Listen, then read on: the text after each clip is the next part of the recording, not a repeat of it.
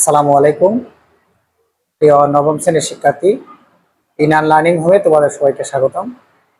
তোমাদের ইতিমধ্যে বার্ষিক পরীক্ষার সিলেবাসে গণিত বিষয়ের যে কটি অধ্যায় রয়েছে প্রত্যেকটি অধ্যায় ধারাবাহিকভাবে সমাধান করে দেওয়া হচ্ছে। যে সকল প্রশ্নগুলি তোমাদের পরীক্ষায় আসার মতো, আজ তোমাদের অনুক্রম ধারার তৃতীয় পর্বে তোমাদের দেখিয়ে দেব, যখন কোনো ধারা থাকবে না, অর্থাৎ ধারার কি বৈশিষ্ট্য দেওয়া থাকবে, সমান্তর ধারার 5তম পদ ইকুয়াল টু হচ্ছে 25, কিংবা সমান্তর ধারার 10তম পদের সমষ্টি 420, এ ধরনের প্রশ্ন যখন থাকবে তখন তোমরা এই প্রশ্নগুলি কিভাবে সমাধান করবে। এবং এই প্রশ্নগুলি বিভিন্ন পরীক্ষায় কিন্তু এগুলি এসে থাকে, এবং এই পাঠের ধারা এবং অনুক্রমের এই পাঠের জন্য এই অঙ্কগুলি খুবই গুরুত্বপূর্ণ। তোমরা একটি অঙ্ক করার মাধ্যমে যে কোনো ধরনের এ ধরনের যে প্রশ্নগুলি রয়েছে এই প্রশ্নগুলি আশা করি তোমরা সমাধান করতে পারবে। কোন সমান্তর ধারার 25তম পদ 99, 31তম পদ 135, এখানে যে কোনো সংখ্যা দিয়ে প্রশ্ন আসতে পারে এবং বিভিন্ন পরীক্ষায় কিন্তু এই ধরনের প্রশ্ন এসে থাকে। কোন সমান্তর ধারার 25তম পদ 99 এবং 31তম পদ 135 হলে ধারার 40তম পদ কত? অর্থাৎ দুটি ধারার পদের যে মান রয়েছে সেটি দেওয়া আছে, আমাদের বের করতে হবে 40তম পদ। চলো আমরা প্রথমে একটু এখানে জানার চেষ্টা করি কোন সমান্তর ধারা। তাহলে এখানে কি আছে? এখানে একটি সমান্তর ধারা আছে। তাহলে সমান্তর ধারা যেহেতু আছে, সেক্ষেত্রে আমরা যদি এখানে লিখি একটি সমান্তর ধারা 1 2 3, আমরা লিখলাম এটা একটি ধারা। যেহেতু এটি কি ধারা, তার কি আছে? তার প্রথম পদ আছে। আর কি আছে? সমান্তর ধারার তার সাধারণ অন্তর আছে। তাহলে একটি সমান্তর ধারার প্রথম পদ থাকবে এবং আর কি থাকবে? সাধারণ অন্তর। তাহলে এখানে যে বলা হয়েছে কোন সমান্তর ধারা, তাহলে কোন সমান্তর ধারার কোন পদ কোন অন্তর আমরা কিন্তু সেটি জানি না। সেক্ষেত্রে তোমাদের কি করতে হবে? তোমাদের মনে করতে হবে অথবা ধরে নিতে হবে যে সমান্তর ধারার যেহেতু প্রথম পদ আছে, তাহলে আমরা ধরে নিব, মনে করি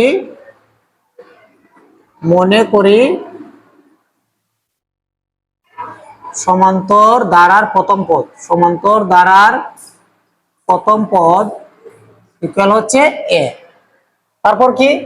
যেহেতু সমান্তর ধারা, তাহলে তার কি আছে? সমান্তর ধারার সাধারণ অন্তর আছে। তাহলে আমরা ধরে নিলাম সমান্তর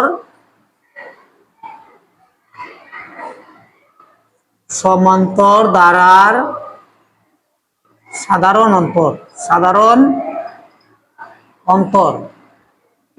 তাহলে সাধারণ অন্তরকে কি দ্বারা প্রকাশ করা হয়? সবাই আমরা জানি সাধারণ অন্তরকে ডি দ্বারা প্রকাশ করা হয়। তোমরা পূর্বে যদি ভিডিওগুলো দেখে থাকো তাহলে সেখানে বিস্তারিত আলোচনা করা হয়েছে সাধারণ অন্তরকে কি প্রকাশ করা হয়? ডি দ্বারা। তাহলে আমরা ধরে নিলাম সাধারণ অন্তর ডি। এখন আমরা দেখব আমাদের মূল যে প্রশ্নটি রয়েছে সেটিতে কি বলে দেওয়া হয়েছে। ধারার 25তম পদ হচ্ছে 99। তাহলে প্রশ্নেই দেওয়া আছে 25তম পদ কত? 99। তাহলে আমরা লিখতে পারি কি 25তম পদ সমান 99 এবং 31তম পদ সমান কত?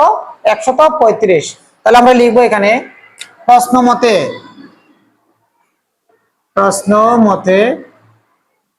যেহেতু এখানে প্রশ্নে দেওয়া আছে 25তম পদ ইকুয়াল কত? 99, তাহলে আমরা লিখবো প্রশ্ন মতে 25তম পদ ইকুয়াল হচ্ছে 99। তাহলে 25তম পদের সূত্র কি?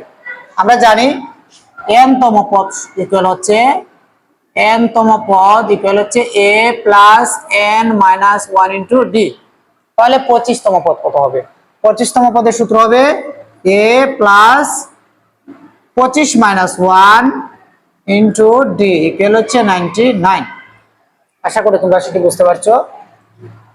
এখন আমরা কি করব?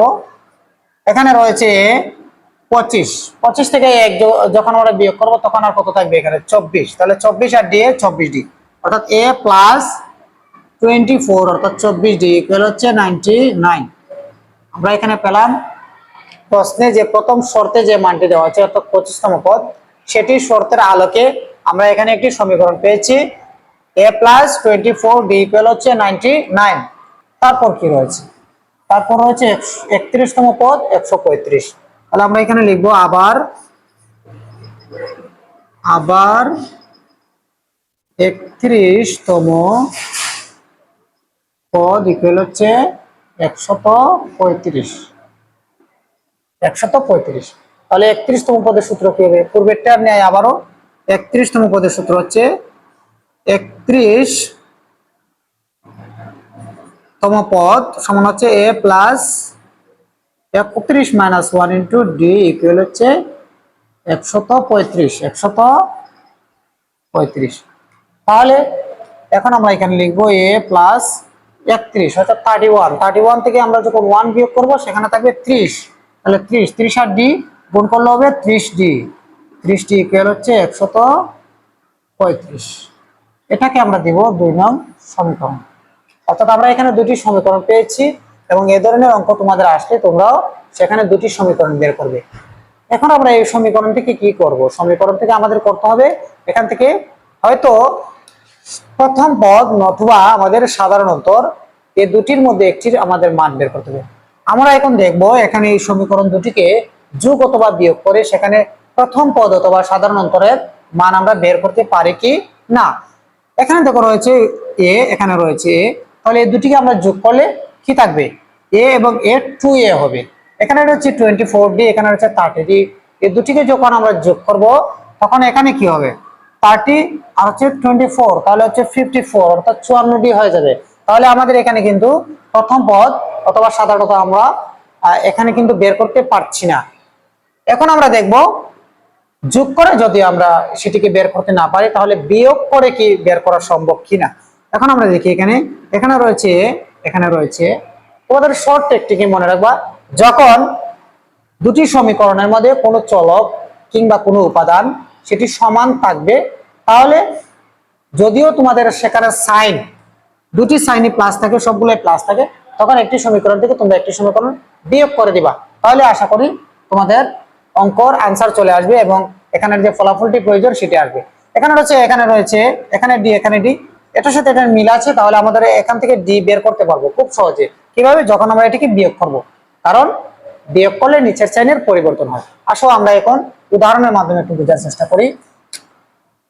এখানে রয়েছে a plus 3d equal to হচ্ছে 135 এবং এখানে রয়েছে a plus 24d equal to হচ্ছে 99 অর্থাৎ 99। তাহলে সমীকরণ বড় কোনটি? এখানে বড় হচ্ছে এটি, আমরা বড়টি থেকে ছোটটি বিয়োগ করব। তাহলে লিখবো এখানে আমরা 2 নং হতে 1 নং সমীকরণ বিয়োগ করে পাই, 1 নং সমীকরণ বিয়োগ করে পাই। তাহলে 2 নং সমীকরণটি কি আছে? এখানে 2 নং সমীকরণটি হচ্ছে a প্লাস 30d ইকুয়াল হচ্ছে 135 অর্থাৎ a প্লাস 3d ইকুয়াল হচ্ছে 135।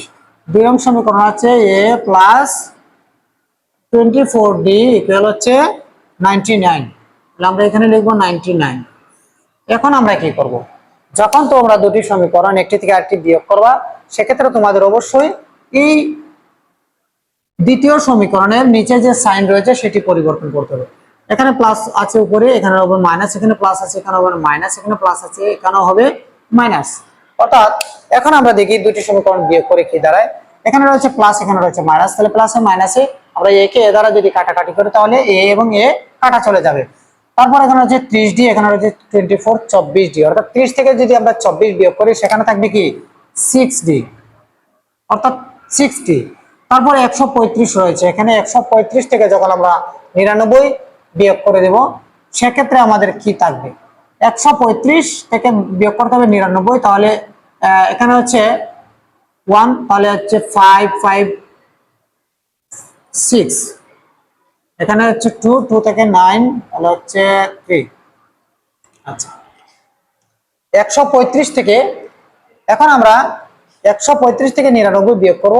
135 থেকে 99 বিয়োগ করলে সেখানে থাকবে আমাদের হচ্ছে 36 অর্থাৎ 36। এখন আমরা কিসের মান বের করব?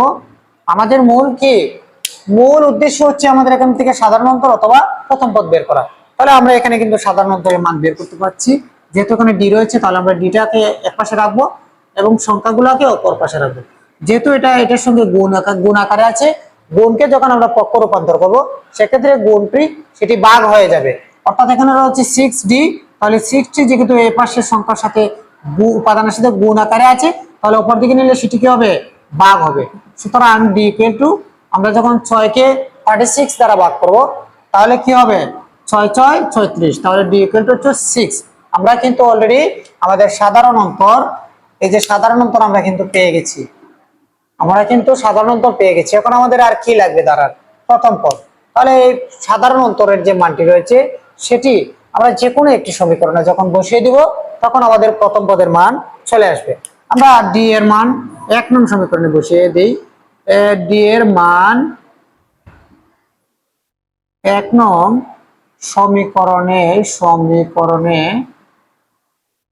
বসিয়ে পাই। তাহলে 1 নং সমীকরণটি কি রয়েছে? 1 নং সমীকরণটি রয়েছে আমাদের a + 24d = 99। তাহলে a + 24d হচ্ছে 99। তাহলে এখানে আমরা এখন কি করব, আমরা এখানে মান বসিয়ে দেব। তাহলে আমাদের বের করতে হবে এখানে এর মান। তাহলে এটাকে আমরা রাখবো 24d হচ্ছে কত? d হচ্ছে এখানে 6, d হচ্ছে 6। আমরা ডি এর মান বসিয়ে দিলাম, তারপর রয়েছে এখানে 99। a প্লাস 24 অর্থাৎ 24d, 24 কে আমরা কি করব 6 দ্বারা ভাগ করব। তাহলে 24 কে যখন আমরা 6 দ্বারা ভাগ করব 24 গুণন হচ্ছে 6, এখানে আসছে আমাদের 144 ইকুয়াল টু হচ্ছে 99। এখন আমরা যেহেতু এখান থেকে এর মান বের করব তাহলে আমরা এটাকে রাখবো এক পাশে এবং সংখ্যাগুলোকে নিব অপর পাশে। তাহলে এখানে আমরা দেখি এ, এখানে দিয়ে দিলাম আমরা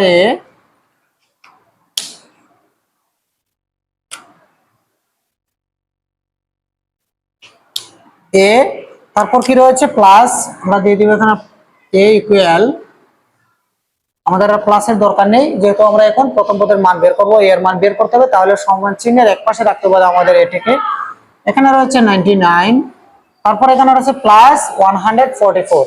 এটাকে যখন আমরা পক্ষ রূপান্তর করব তাহলে এটা লেফট হ্যান্ড সাইড অর্থাৎ বাম দিকে রয়েছে প্লাস, এটাকে যখন আমরা ডান দিকে নিব তখন কি হবে, তখন হবে এটি মাইনাস 144।